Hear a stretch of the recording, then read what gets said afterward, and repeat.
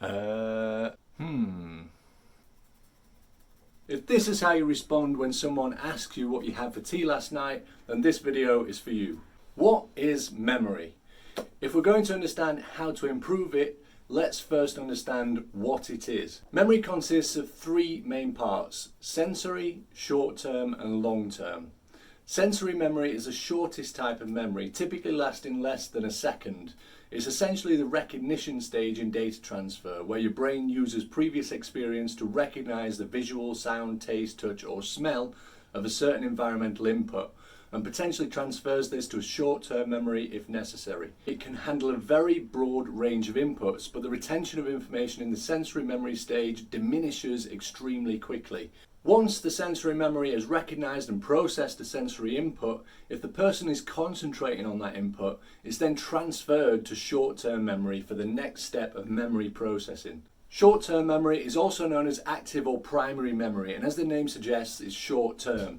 By that I mean it has the ability to store small amounts of information for a short period of time, longer than sensory memory can hold information for, but still not that long, usually around 20 or 30 seconds.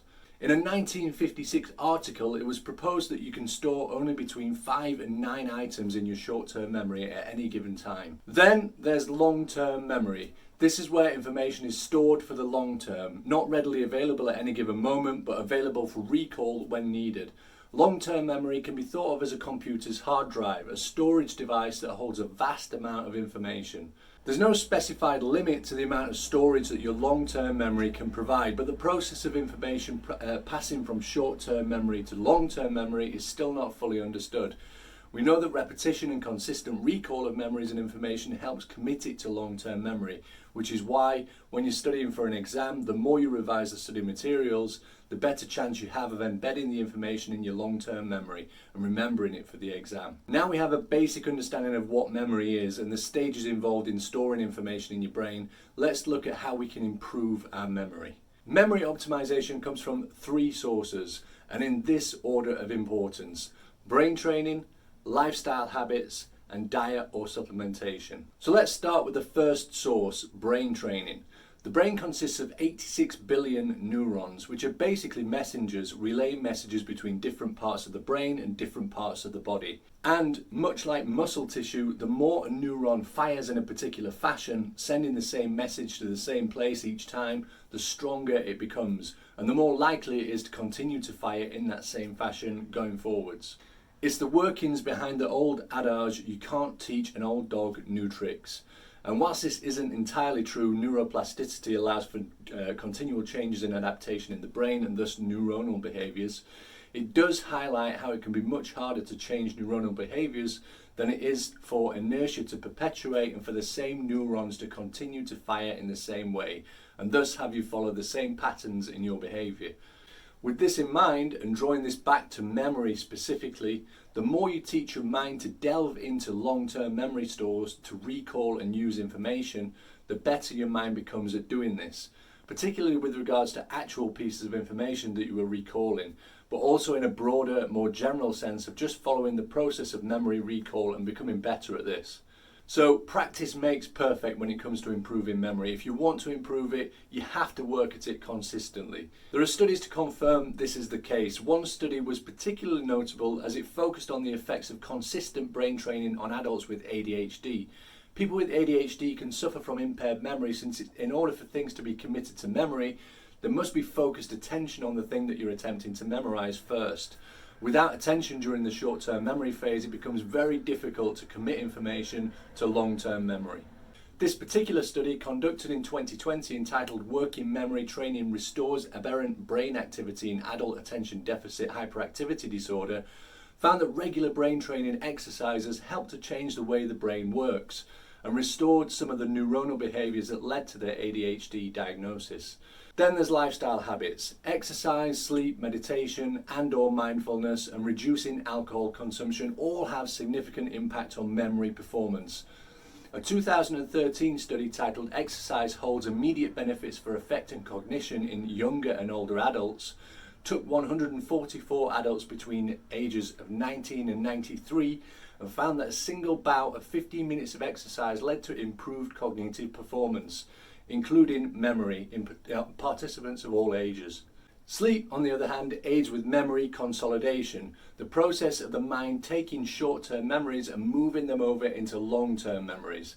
Because of the complexity of this process, it's not certain exactly how the brain does this, but a study performed in 40 10 to 14-year-olds gave one group memory tests and then retested them the following morning after a night's sleep, and the other group were tested, then retested with no sleep in between. The study group that had slept between tests performed 20% better than the other study group. Other studies have strengthened the conclusion that sleep assists with memory consolidation and recall, though none are yet able to detail exactly how this process occurs. Meditation helps by increasing grey brain matter. This declines as we age, and in a 2018 study titled Grey Matter Network Measures Are Associated with Cognitive Decline in Mild Cognitive Impairment proved that there is a strong connection between the level of grey matter and cognitive function. In specific relation to memory performance, a 2015 study titled Effects of a Mindfulness Meditation Course on Learning and Cognitive Performance amongst University students in Taiwan showed that a one-semester meditation and mindfulness course helped improve learning effectiveness and memory in the students that took part in the study. Finally, drinking less alcohol is known to have a marked improvement on memory performance, especially in those people that previously drank heavily. Binge drinking in particular is very damaging to memory. Several studies have shown that continued episodes of binge drinking where blood alcohol levels rise above 0.08 grams per milliliter have a significantly detrimental effect on short-term and long-term memory performance. Now on to diet and supplementation changes that can be made to improve memory performance. Antioxidants in general are proven to have a significant impact on memory performance and retention. A 2012 study titled Dietary Intakes of Berries and Flavonoids in Relation to Cognitive Decline took 16,000 female participants and found that these women who consumed the most blueberries and strawberries had a slower rate of cognitive decline than those who ate less. This study began in 1980 and participants were monitored every 2 years. The total difference in cognitive decline between those who ate lots of berries versus those who ate very little berries represented about 2.5 years. So those women who ate the most berries and therefore the most antioxidants delayed age-related cognitive decline by 2.5 years over a period of around 30 years. So that's almost a 10% slowdown in cognitive decline. I want to compound this study with a study I featured in our video about organic food and whether organic eating was worth it, where it was discovered that organic berries can contain around 40.5% more antioxidants than their non-organic counterparts. The 2012 cognitive decline study did not measure organic versus non-organic berry intake, but piecing these two independent studies together would suggest that consuming a large amount of organic berries would lead to the most favourable outcome in terms of slowing down cognitive decline. Sticking with antioxidants for a moment, but moving over into supplementation rather than dietary intake of antioxidants, curcumin is a very powerful antioxidant that has been linked with improved cognitive performance and memory. In the 2008 article titled Neuroprotective Effects of Curcumin, it concluded that curcumin plays an active role in the removal and inhibition of amyloid plaques, which are basically proteins that can accumulate around neurons and lead to cell death, therefore impairing memory and cognitive performance. Amyloid plaques are also known to be a key player in the onset of Alzheimer's disease, illustrating just how detrimental they can be to memory performance. We offer a wide range of curcumin supplements, and we've listed a few recommendations in the description of this video below. Another supplement known to have a big impact on cognitive performance is vitamin D. A 2015 study titled Vitamin D Status and Rates of Cognitive Decline in a multi-ethnic cohort of older adults took 318 older adults and followed their cognitive performance for 5 years. It discovered that those participants with blood levels of less than 20 nanograms of vitamin D per milliliter experienced a reduction in cognitive abilities much faster than those who had higher blood levels of vitamin D.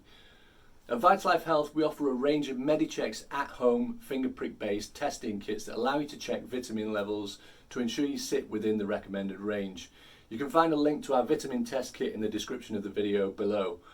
And finally, you'll be pleased to know that eating chocolate can actually help with memory recall and retention. Dark chocolate of 70% or above cocoa content is the best. A 2011 study measured the impact of cocoa flavanols on visual and cognitive performance of 30 healthy individuals and found that those consuming higher levels of cocoa flavanols scored significantly higher than those consuming less. The study concluded that these acute effects can be explained by increased cerebral blood flow caused by cocoa flavanols. So eating high cocoa content chocolate can lead to increased brain blood flow. Again, we've recommended some great options available at vitalifehealth.com in the description of this video below, highlighting some of the highest cocoa content chocolates that we have to offer. Aduna cocoa powder is another great option since it has verified high flavanol content, something that's quite difficult to find. Plus, being in powder form, it comes with far fewer calories than eating actual chocolate and is far more versatile in terms of how you actually consume it. So there you have it. I hope you found this video helpful in identifying ways that you can improve your memory retention, recall, and general cognition. Please go ahead and subscribe by clicking the button below this video, and when you do, remember to also hit the bell symbol afterwards so you receive notifications for new health and wellness videos that we post. Thanks for watching.